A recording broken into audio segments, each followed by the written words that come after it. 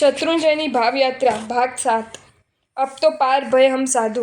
સિમંદર સ્વામીના જિનાલયની બહાર જમણી બાજુ કલાકારી ગળીવાળા સુંદર આરસના ગોખલામાં પંચ ધાતુની સુંદર ગુરુમૂર્તિ છે। સ્થાનકવાસી આત્મારામજી મહારાજને શાસ્ત્રોનો અભ્યાસ કરતાં સ્પષ્ટપણે સમજાયું કે મંદિર માર્ગ સાચો છે અને તેથી સ્થાનકવાસી મતનો ત્યાગ કરીને તેઓ શત્રુંજય ગિરિરાજ પધાર્યા। પરમાત્માના પાવન દર્શને તેમની આંખોમાંથી પશ્ચાતાપની અશ્રુધારા વહેવા લાગી। અત્યાર સુધી પરમાત્માની મૂર્તિ અને તેની પૂજાનું ખંડન કર્યું, તેનો પશ્ચાતાપ કર્યો। પ્રતિમા વિરોધના પાપોમાંથી શી રીતે મુક્તિ થવાશે તેવી વેદના વ્યથામાંથી પરમાત્માની પ્રતિમાના દર્શન કરતાં જ તેમને મુક્તિ મળી ગઈ। આનંદથી તેઓ નાચી ઉઠ્યા ને તેમના મુખમાંથી પંક્તિઓ સળી પડી। શ્રી સિદ્ધાચલ દરસ કરી અબ તો પાર ભય હમ સાધુ। આ આત્મારામજી મારસા મંદિર માર્ગી વિજયાનંદ સુરીશ્વરજી મારસા તરીકે પ્રસિદ્ધ થયા। પંજાબ પ્રાંત ઉપર તેમણે ખૂબ જ ઉપકાર કર્યો છે। તેમની યાદમાં પંજાબ જૈન સંઘ તથા આત્માનંદ સભાએ ભાવનગર પંચધાતુની આ પ્રતિમા અહીં બિરાજમાન કરી છે। અહીં પહેલી પ્રદક્ષિણા પૂરી થઈ। બીજી પ્રદક્ષિણા સિમંદર સ્વામીના જિનાલયની સામે તેના જેવું જ નવા આદેશ્વરજીનું જિનાલય છે ત્યાંથી શરૂ થાય છે। ત્રીજી નવા આદેશ્વરજી વસ્તુપાલ તેજપાલે આ જિનાલય બંધાવ્યું છે। પૂર્વે આ જિનાલયમાં અન્ય ભગવંત બિરાજમાન થશે પણ 18મા સૈકામાં ગાજવીજ સાથે વરસાદ તૂટી પડ્યો। અચાનક ભયંકર કડાકા સાથે વીજળી પડી। દાદાના શિખરે ફાડીને મંદિરમાં પ્રવેશેલી વીજળી દાદાની નાસિકાને ઘસડકો લગાડવા દ્વારા ખંડિત કરીને જમીનમાં ઉતરી ગઈ। ખંડિત બીમના સ્થાને એવું નવું બીમ ભરાવવાનો શ્રી સંઘે નિર્ણય કર્યો। સુરતના તારાચંદ શેઠ નૂતન બીમ ભરાવવાનો આદેશ લઈને સુરતમાં વિધિપૂર્વક આદેશ્વર દાદા, 2 કૌશગ્ય પ્રભુ તથા ચરણ પાદુકા તૈયાર કરાવીને ગિરિવર ઉપર પહોંચ્યા। કરમાશાએ ભરાવેલી જૂના આદેશ્વર દાદાને ખસેડવા શિલ્પીઓ ગભારામાં દાખલ થયા ત્યારે ભયંકર અવાજ થયો। ગભરાઈને બહાર નીકળી ગયા। થોડીવાર પછી પ્રવેશ કરીને જૂના દાદાને ખસેડવા ગયા ત્યાં ના એવા ભયંકર અવાજ થયા। સંઘે સારું મુહૂર્ત જોઈને ઉત્થાપવાનો નિર્ણય કર્યો પણ રાત્રે સ્વપ્નમાં તારાચંદ શેઠ અને પૂજારીને ચક્રેશ્વરી દેવીએ જણાવ્યું કે ઘણો વર્ષોથી આ બીમ પૂજાતું આવ્યું છે માટે ઉત્થાપશો નહીં। આથી ઉત્થાપનાનું કાર્ય પડતું રખાયું અને નવા પ્રતિમાઓને અહીં જિનાલય નિર્માણ કરી એમાં પધરાવવામાં આવ્યા, જે નવા આદેશ્વર દાદાના નામે ઓળખાય છે। આ ભક્તિની શરૂઆત ત્યાંથી થાય છે। ત્યાંથી દર્શન કરતા આગળ વધીએ। આ દેરાસરમાં 15મો ઉદ્ધાર કરાવનારા સમરાશાના પિતાશ્રી દેશલશાના મોટાભાઈ આસદાર અને તેમની પત્ની રત્નશ્રીએ મૂર્તિઓ પણ છે। 2 નવપતજી આરસમાં કોતરેલા છે। 2 ઊભા કૌશગ્ય પ્રભુ અને પાદુકા મનોહર છે। મેરુ પર્વત આગળ વધતા મેરુ પર્વત આવ્યો। અમદાવાદના માકુભાઈ શેઠ શત્રુંજય ગિરિરાજની છરીપાળી સંઘ લઈને આવેલા। તે સંઘની સ્મૃતિમાં તેમણે 3 ગઢવાળો આરસનો મેરુ પર્વત બનાવરાવ્યો છે। તેની ઉપર ચૌમકજી બિરાજમાન છે। વંદના કરીએ નમો જીણાણમ। મેરુ પર્વત મહાવિદ્ય ક્ષેત્રમાં આવેલો છે જેની ઉપર ભગવંતોનો જન્મ મહોત્સવ દેવો અને ઇન્દ્રો કરે છે। બરાબર દર્શન કરીને આગળ દર્શન કરતા સંવત્સરણ સમેત શિખર મંદિરના દર્શન કરતા અને વચ્ચેની જગ્યામાંથી રાયણ વૃક્ષ પાસેથી નીકળીને હવે આગળ વધે દર્શન કરતા કરતા આ પગથિયાથી ઉપર ચડશું। ઉપર પણ ઘણા ભગવાન છે। ચૌમિકજી છે। ચાલો ઉપર જુઓ। આ સ્થાનની બરોબર નીચે દાદા બિરાજમાન છે। એથી કોઈને પગ ના આવે એટલે અહીં આ કોર્ડન કરી છે। બધા ભગવાનના દર્શન કરવાના છે। દર્શન કરતા જાઓ। હવે પાછા નીચે ઉતરશું। આ સહસ્ત્રફણા પાર્શ્વનાથ ભગવાનના મંદિરના દર્શન કરતા ફરી ચોકમાં આવ્યા। અહીંથી પાછા દાદાના દર્શન કરીએ। હવે ત્રીજી પ્રદક્ષિણા આપશું। પહેલા 5 ભવ્ય પ્રતિમાજીનું મંદિર છે તે 5 બાઈનું દેરાસર કહેવાય। આ છે બાજળિયાનું દેરાસર, આ છે નેમિનાથનું દેરાસર। હવે આ બધી દેરીઓમાં ભગવાન છે। નમો જીણાણમ બોલતા સ્તુતિ બોલતા દર્શન કરતા કરતા આગળ વધીએ। આ આવ્યું 20 વિહરમાન ભગવાનનું દેરાસર। પાછળની ભમતી ફરીને અહીં છે અષ્ટાપરજી। ચાલો અંદર પર ભગવાન છે ને એટલે પ્રદક્ષિણા પણ અપાઈ જશે અને દર્શન થશે। આ સામે રાવણ અને મંદોદરીના સ્ટેચ્યુ છે। હવે બધી દેરીઓના દર્શન કરતા કરતા આગળ વધશું। નમી વિનમી પછી પાછળની ભમતીમાં આગળ વધીએ તો દેરીમાં વિશિષ્ટ પ્રકારનું શિલ્પ જોવા મળે છે। તે શિલ્પની નજીકમાં દીવો લઈને જોઈએ તો આદેશ્વર દાદાની આજુબાજુ ઊભેલા નમી વિનમીના હાથોમાં રહેલી તલવારમાં પ્રભુજીનું પ્રતિબિંબ દેખાય છે। જાણે કે ત્રણેય જગતનો ઉદ્ધાર કરવા માટે પ્રભુજીએ કુલ 3 રૂપ ન લીધા હોય। નમો જીણાણમ। ભરત બાહુબલીજી. તેની બાજુમાં બીજે ક્યાંય જોવા ન મળે તેવી અલૌકિક બાહુબલી અને ભરતજીની પ્રતિમા છે. નમો સિદ્ધાણમ કહીને તેમને વંદના કરીએ. વિજય શેઠ વિજય શેઠાણી. 84,000 સાધુઓને આહાર પાણી વહોરાવવાથી જે લાભ મળે તે લાભ વિજય શેઠ અને વિજયા શેઠાણીને જમાડવાથી મળે તેમ કેવલી ભગવાને જણાવ્યું હતું. તેમાં તેમના અણિશુદ્ધ બ્રહ્મચર્યની મહત્તા ગવાઈ છે. એકને કૃષ્ણ પક્ષના અને બીજાને શુક્લ પક્ષના બ્રહ્મચર્યનો નિયમ હતો. યોગાનુયોગ બંનેના લગ્ન થયા. પરસ્પર નિયમની ખબર પડી. કોઈ જ પ્રકારનો અફસોસ કે સંકલ્પ વિકલ્પ ન કરતા સાથે રહીને પણ સુવિશુદ્ધ બ્રહ્મચર્યનું પાલન તેઓએ કર્યું. તે બંનેની ઊભી મૂર્તિઓ આ ગિરિરાજ ઉપર ગોખલામાં સ્થાપના કરવામાં આવી છે. બ્રહ્મચર્ય પાલન માટેનું બળ મેળવવા તેમના દર્શન કરીએ. નવનિધાનનું દેરાસર. આગળ વધતા નવનિધાનનું દેરાસર આવ્યું. અંદર રહેલા 14 ભગવાનને વંદના કરીએ. કેટલાક આને 14 રત્નનું દેરાસર પણ કહે છે. નમો ચિનાણમ. નવી ટૂંક. થોડા આગળ વધ્યા એટલે ડાબી બાજુ નવી ટૂંકમાં જવાનો રસ્તો આવ્યો. ચાલો ત્યાં દર્શન કરવા જઈએ. દાદાની ટૂંક જેવી આ ટૂંક છે. સામે પુંડરીક સ્વામી છે. ભમતીમાં એક દેરીમાં મહાવીર પ્રભુના મુખમાંથી ઝડી રહેલા ફૂલડાને ગ્રહણ કરીને માળ ગૂંથતા ગંધર્વોના વિશિષ્ટ શિલ્પના પણ દર્શન કરીએ.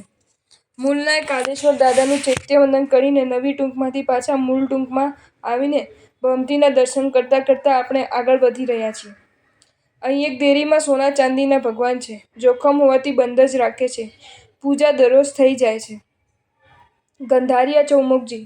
શ્રી ઋષભદેવના પંથર ગંધર અને જેમના નામથી શત્રુંજય ગિરિરાજનું નામ પુંડરીક ગિરી પડ્યું છે તે પુંડરીક સ્વામીના જિનાલય તરફ આગળ વધતા છેલ્લે ગંધારિયા ચૌમુખજીના દર્શન કરીએ. મૂળનાયક શાંતિનાથ ભગવાનને નમો જીણાણમ કહીને વંદના કરીએ. 3 પ્રદક્ષિણા દઈને બધા પરમાત્માને વંદના કરીએ. અકબર પ્રતિબોધક જગતગુરુ હીરસુરી મહારાજા વિક્રમ સંવત 1650માં સિદ્ધગિરી પધારેલા. તે વખતે 72 સંઘો યાત્રા કરવા આવેલા.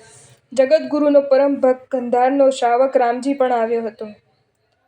દાદાના દર્શન કરીને પુંડરીક સ્વામીના દેરાસરની પાસેના ચોકમાં વ્યાખ્યાન ગોઠવાયું. અનેકે ચતુર્થ વ્રત સ્વીકાર્યું.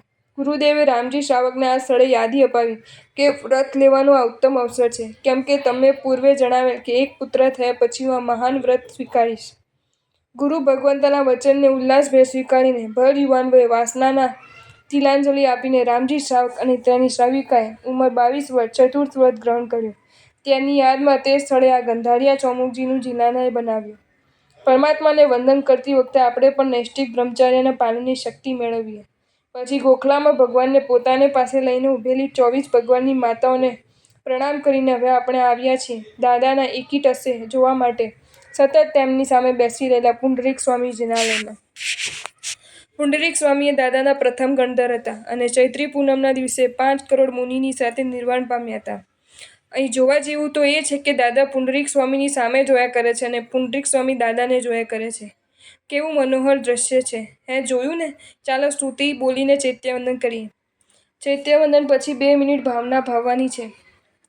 પુંડરીક સ્વામી. પુંડરીક એટલે કમળ. કમળ કાદવમાં ઉત્પન્ન થવા છતાં એનાથી અલિપ્ત રહીને પોતે પૂજ્યના ચરણોમાં પહોંચીને પવિત્ર બની જાય છે. તેમ આપણે પણ સંસારરૂપ કાદવમાં ઉત્પન્ન થયા હોવા છતાં આ સંસારના વિષય કષાયના ભાવોથી અલિપ્ત રહીને વિષય કષાયથી નિર્લેપ રહીને પૂજ્યોના ચરણોમાં રહીશું તો મળેલ દુર્લભ મનુષ્ય ભાવ સફળ કરી લઈશું. અહીં પુંડરીક સ્વામી સામે બેસીને 2 મિનિટ પુંડરીક સ્વામી ભગવાન સામે જોયા જ કરવાનું છે. એ મહાપુરુષના અણુઓ પરમાણુઓ સંચાર આપણા અંતઃસ્થળ ઉપર થશે. આપણું જીવન ધન્યાતિ ધન્ય બની જશે. અહીં પરમાત્મા પુંડરીક સ્વામીની ભક્તિ કરતા નિર્લેપ ભાવ માંગવાનો છે. આવ્યો ને આનંદ? હવે બસ દાદા પાસે ચૈત્યવંદન કરશું. ચાલો દાદાના દરબારે. આવ્યો દાદાને દરબાર, કરો ભવો દધી પાર. ખરો તું છે આધાર, મોહે તાર તાર તાર. તારી મૂર્તિ મનોહાર, હરે મનના વિકાર. મારા હૈયાના હાર પ્રભુ તાર તાર તાર. આજની ઘડી છે રળિયામણી, હારે મને મહાળો મળ્યો ની વધામણી જીરે. આજની ઘડી છે રળિયામણી, આનંદ કી ઘડી आई सखी री आज आनंद की घड़ी आई. करके प्रभु कृपा प्रभु दर्शन दीनो, भव की पीड़ मिटाई सखी री आज. अखियाँ हरकन लागी हमारी, अखियाँ हरकन लागी. दर्शन देते आदि जिनन को भाग्य दशा जब जागत हमारी. આજે તો મન મૂકીને પેટ ભરીને દાદાના દર્શન કરી લો. સાચું કહું, મને તો અહીંથી ખસવાનું મન નથી થતું. બસ એમ જ થયા કરે છે કે દાદા, જો મારું ચાલે તો તારા સાનિધ્યથી એક ક્ષણ પણ દૂર ન થવું. કેવી બલિહારી છે દાદા તારી! બસ દાદા પાસે તો લેવાય એટલું લઈ જ લો. આ દાદા તો આપવા જ બેઠા છે. જુઓ તો કેવી અમી દ્રષ્ટિ પડી રહી છે આપણા ઉપર. આજે આપણું કામ થઈ ગયું. ધન્ય ઘડી ધન્ય વેલા, આજનો દિવસ ધન્ય રે. ખાલી ધન્ય નહીં પણ ધન્યાથી ધન્ય બની ગયો. આટલો સમય ક્યાં વ્યતીત થયો કંઈ ખબર જ ના પડી. આ ગિરિરાજ અને દાદાનો આવો પ્રભાવ છે કે અહીં ભૂખ, તરસ, થાક બધું જ ભૂલાઈ જાય છે. બસ ભક્તિ રસને પીધા જ કરો. દાદાના ખોળામાં જાણે રમ્યા જ કરો.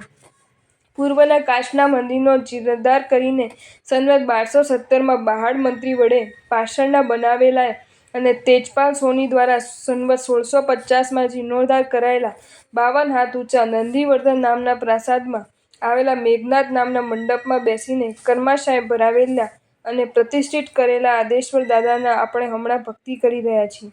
આ જિનાલયમાં 1245 કુંભ, 21 સિંહ, 72 થાંભલા, 4 યોગિનીઓ અને 10 દિક્પાલ છે. અહીં ચારે બાજુ 1972 દેરીઓ, 4 ગવાક્ષ, 32 પૂતળીઓ, 32 તોરણો, 2913 પાષાણના પ્રતિમાજી, 131 ધાતુના પ્રતિમાજી તથા 1500 પગલાં છે. તે બધાને ભાવથી આપણે વંદના કરીએ. પ્રણિધાને ભજો એ ગિરિરાયો, તીર્થંકર નામ નિકાચો, મોહરાયને લાગે તમાચો, શુભવીર વિમલગિરી સાચો સ્નેહી સંત એ ગિરિ સેવો. 14 ક્ષેત્રમાં 3 ભુવનમાં તીરથના એવી સ્નેહી સંત એ ગિરિ સેવો. હવે આપણે દાદા પાસે એમ વિચારવાનું છે કે પૂર્વના 4 ચૈત્યવંદન દ્વારા આત્માની અંદર સર્વ જીવો પ્રત્યે હિત ચિંતારૂપ સ્નેહભાવ, રાગ દ્વેષની શાંતિરૂપ સમભાવ, આત્મા રમણતા રૂપ ચારિત્ર દ્વારા આત્મભાવ, પુંડરીક કમલની જેમ નિર્મલતા રૂપ નિર્લેપ ભાવ પ્રાપ્ત થયા બાદ દાદાના દર્શન કરતા આપણે આપણા આત્માને પરમાત્મા સ્વરૂપ જોઈને પરમાત્મા ભાવની પ્રાપ્તિ કરી શકીએ. આત્મામાં પરમાત્માના દર્શન કરવા તે જ સાધનાનું અંતિમ લક્ષ્ય છે. તે લક્ષ્ય આ રીતે વિચારના ચિંતનપૂર્વક યાત્રા કરવાથી જલ્દી સિદ્ધ થાય છે. હા, સંવત્સરના 3 ગઢ તો થયા, પણ પછી શું? આપણે 3 ગઢના કલ્પનાથી ઉપર સિંહાસન હોય છે. સિંહાસન રૂપા દાદાનો ભવ્ય દરબાર છે અને એની ઉપર બેઠા આપણા પરમાત્મા. પરમાત્મા દેશના સંભળાવે છે. આપણે સાંભળવી છે. તો બધા બેસો અહીં, હમણાં જ સંભળાશે. જુઓ, આપણા મનમાં જે અત્યારે સારા વિચારો, સુસ્ફૂર્ણાઓ, ચિંતનો થઈ રહ્યા છે તે બધી પરમાત્માની અદૃશ્ય દિવ્ય દેશના છે. કહેવાય છે કે પરમાત્માની દેશના બધા પોતપોતાની ભાષામાં સમજી શકે અને બધાને એમ જ થાય કે જાણે ભગવાન મને જ મારી જ વાત કરી રહ્યા છે. તેમ ખરેખર આપણે પણ સાંભળીએ છીએ. દેશના સાંભળીને હવે જઈશું નીચે. શું દાદાની આ એક યાત્રા કર્યા છતાં સંતોષ નથી થતો? બીજી યાત્રા કરવાનું મન ખૂબ થઈ રહ્યું છે ને? તો પૂર્વના મહાપુરુષોએ એક એવી વ્યવસ્થા કરી છે કે દાદાને દરબારે દર્શન કરીને ઘેટીની પાગે ઉતરીને ત્યાં જ જો તલેટીનું ચૈત્યવંદન કરીએ અને પાછા ફરી ઉપર ચડીને બાકીના 13 ચૈત્યવંદન કરવા પૂર્વક દાદાના દર્શન કરીએ તો 2 યાત્રાનો લાભ મળે. આપણે પણ 2 યાત્રા કરવી છે તો દરબારમાંથી બહાર નીકળીને રતનપોળ, હાથીપોળ, વાઘણપોળ વટાવીને સગાડપોળમાંથી બહાર નીકળીને ત્યાં મોતીસાની ટૂંક પહેલાં ડાબી બાજુ ઘેટીના પાક જવાનો રસ્તો આવ્યો. સીધા ચાલીને હવે આપણે બારીમાંથી બહાર નીકળી નીચે ઉતરવાનું છે. જો તમને આ વિડીયો ગમ્યો હોય તો આ વિડીયોને લાઇક કરો અને શેર કરો અને આવા જ નવા વિડીયો જોવા માટે જૈન ફેક્ટ્સ એન્ડ સ્ટોરીઝની ચેનલને સબસ્ક્રાઈબ કરો. ધન્યવાદ.